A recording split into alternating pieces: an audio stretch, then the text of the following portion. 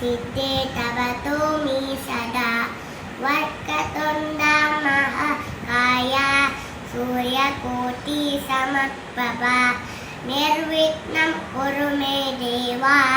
सर्वकालेषु सर्वदा पूजार्य राघवेन्द्रार्य सत्यधर्मदकाय च भजतां कल्पविस्साय ममतां कामदेवहे ॐ नमः शिवाय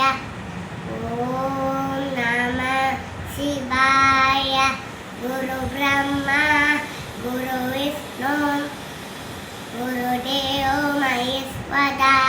गुरुसाक्षात् परब्रह्म तस्मै श्री गुरुवे नमः सर्वमङ्गलमाङ्गल्ये शिवे सर्वतसाधिके शरण्ये त्र्यम्बके देवी नारायणी नमोस्तुते पराग्रे वसते लक्ष्मी परमध्ये सरस्वती करमूले स्थिते गौरी प्रभाग्रे करदर्शनं शुक्लाम्बरधरं विष्णुं